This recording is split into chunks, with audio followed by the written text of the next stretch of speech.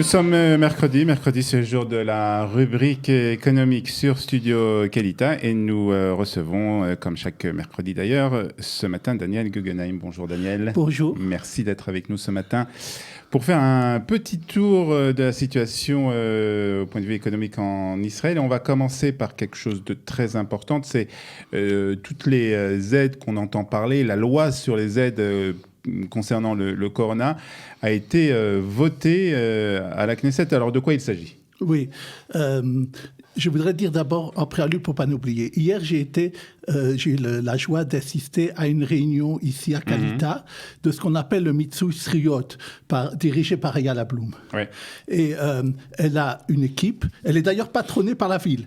Est venu quelqu'un de la ville de Jérusalem pour venir dire tout est sous moi et présenter aussi, bien sûr, elle est donnée par le patronage de la ville. Extrêmement professionnel. Les gens extrêmement efficaces et surtout, tout ce que nous dirons ici sont des choses générales. Lorsqu'il y a quelqu'un qui a des problèmes particuliers dans toutes ces questions que vous venez de citer ici, il est plus que souhaitable pour la personne de prendre contact.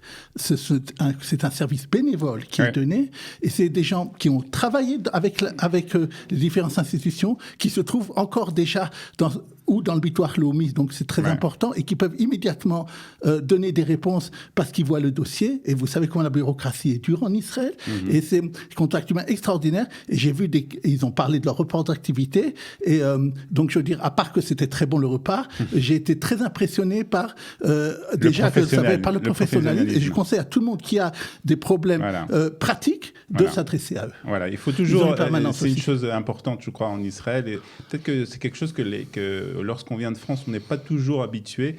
C'est ne pas avoir peur de demander de l'aide dans certains dossiers, surtout lorsqu'on a affaire à la bureaucratie israélienne, lorsqu'on a affaire à l'administration israélienne. Il y a des fois des méandres qui sont très difficiles à comprendre. Et là, c'est très important d'avoir de l'aide. Donc là, c'est vraiment voilà. Donc ça, c'est important de le signaler. Maintenant, mais plus de ce que je te dirais. Maintenant, ce que je voulais rajouter, la chose suivante. Nous allons dire comme ça, les aides récapitulées, d'abord pour les salariés eux-mêmes. Il a été décidé, donc ça, comme vous venez de dire, la loi a été votée cette semaine définitive, et c'est quelque chose de définitif, c'est comme ça que ça va être. C'est le dernier mois que les gens vont recevoir ce qu'on appelle le chélat à l'époque, c'est-à-dire le congé sans solde. Donc le dernier mois, le mois de juin. D'accord. Effectivement, les gens, après, ils me demandent souvent la question, il y a ce qu'on appelle le droit au chômage, mais ça revient à autre chose. Mais il faut dire, ce qu'on dit lié directement au corona, c'est, sauf une seule petite catégorie, c'est normal, ceux qui travaillent dans ce qu'on appelle une Ben Gurion, dans l'aéroport.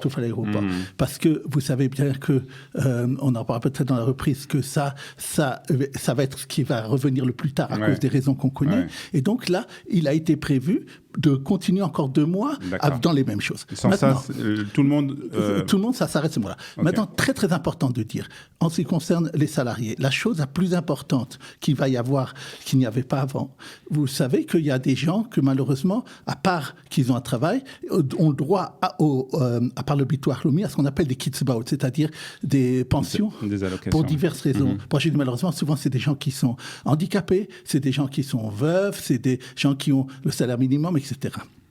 Il avait été au début prévu que tous ces gens qui avaient de l'argent du bitoire Lomi ne pourraient recevoir de l'aide que déduit de ce qui ressort des aides du bitoire Lomi. C'est-à-dire qu'on ne pouvait pas recevoir aussi bien l'argent du bitoire Lomi, les aides spéciales pour le coronavirus du bitoire Lomi, et les allocations qu'on recevait d'habitude. Tout à fait. Et ça, c'était d'une grande justice.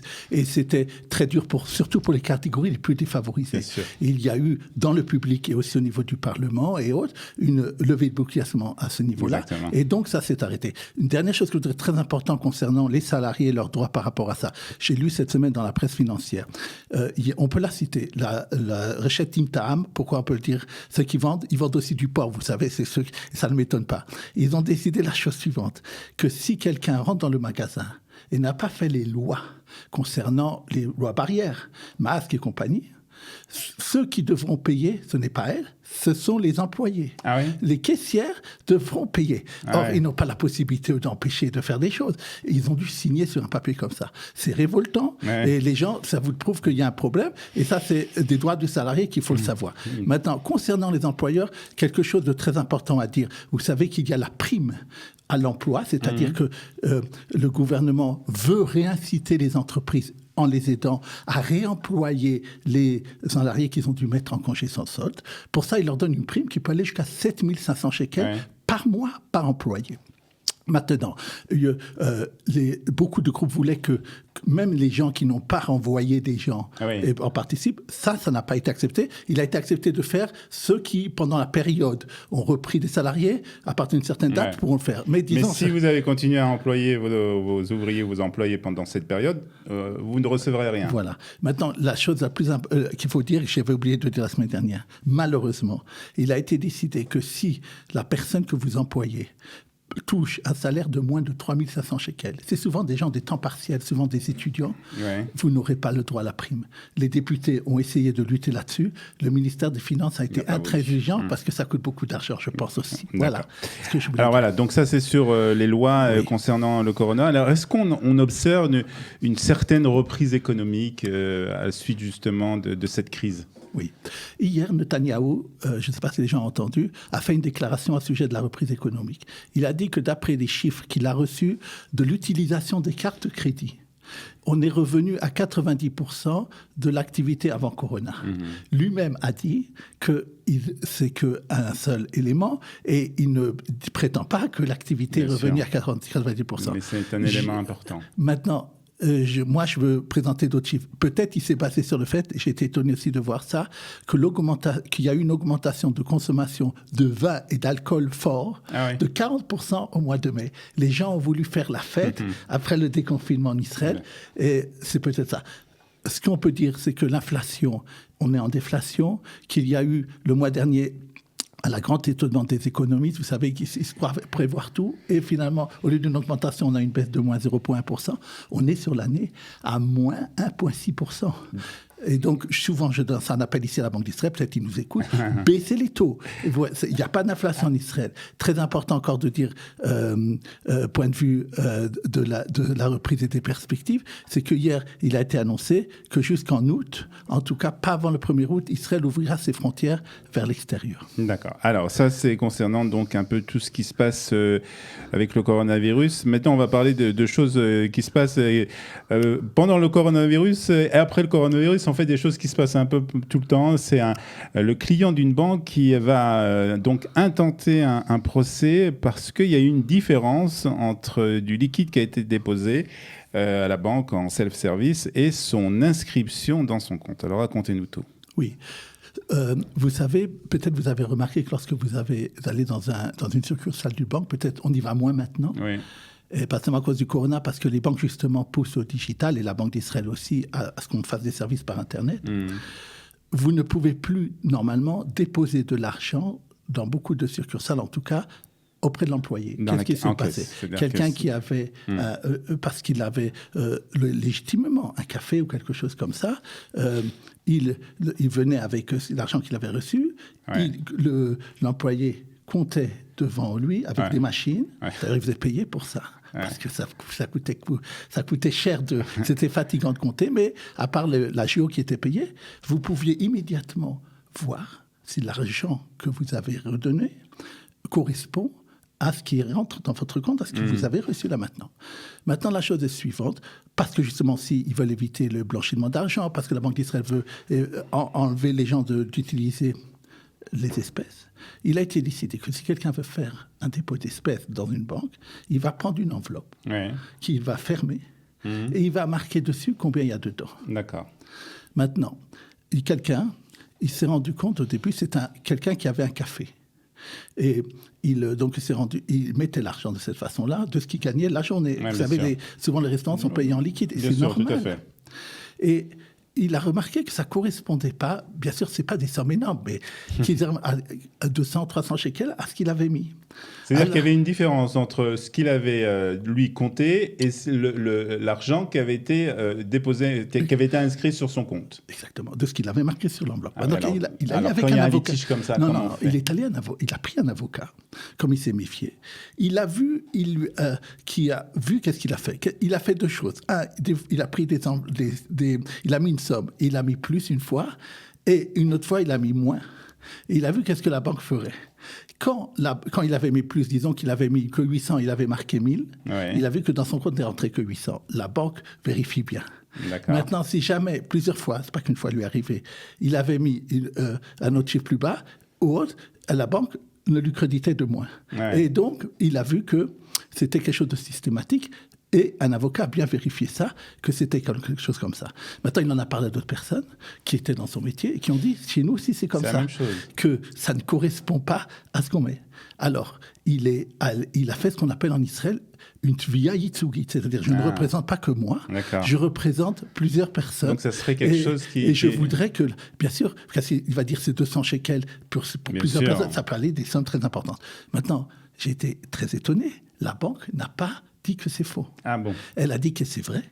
Elle a dit, c'est la banque à Poalim d'ailleurs, mais je suppose que ça peut être dans d'autres banques. Elle a dit simplement qu'il y a une enquête là-dessus, sur ce cas-là, et que c'est quelque chose d'un endroit, et que c'est pas quelque chose comme eux, ils prétendent de partout.